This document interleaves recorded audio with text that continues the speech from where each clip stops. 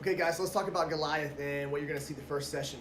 The first time you do each of these exercises, your primary goal is to find out what a difficult but doable loading is for 8 reps. So with a variety of exercises we're doing, everything from upright rows to RDLs, to bench press, back squat, military press, there's so many different exercises, we can't just give you a set prescribed load, or can we even use a percentage of 1 rep max? So your main goal when you first do these exercises is to find a load that's challenging for 8. And it may take you a few rounds to do that.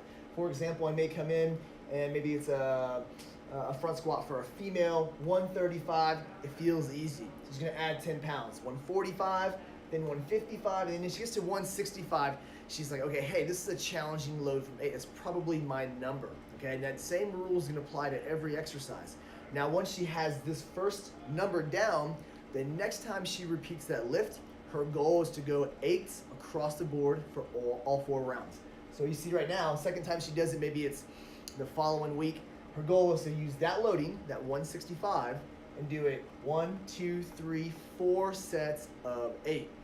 Now, we're going to progress Goliath by adding more volume, and there's gonna be a cap on that.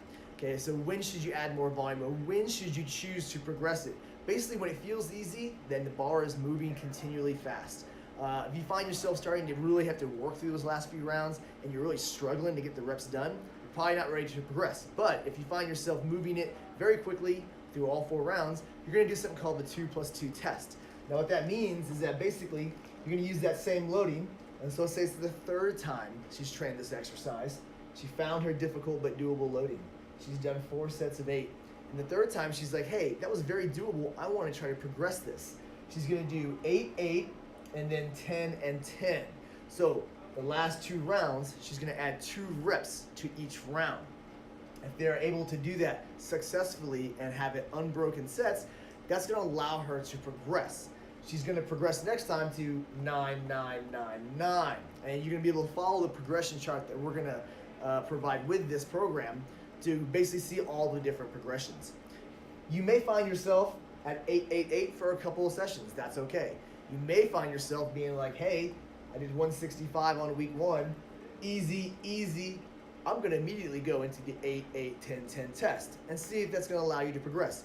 So the idea is that basically we're going to progress volume based on the individual, not on a set time period. You're going to continue to progress until you can get to 12, 12, 12, and 12. There is no +2, 2+2 test on the end of this right here. When you're able to successfully do 4 sets of 12 at that initial loading, that means it's time to drop back down to 8s and add some weight. And you're gonna repeat that process. And this allows this program to be used an infinite number of times. It is important to understand that all the sets need to be done at a fairly fast pace. The bar speed should be good and strong the entire time, and you should be able to do them unbroken. If you find yourself having to pause, take breaths, lock out the top and kind of reset, or having to put it back in the rack or put the weight down, then you're not ready to progress. You still need to repeat that progression until you're able to work through it at a fast pace.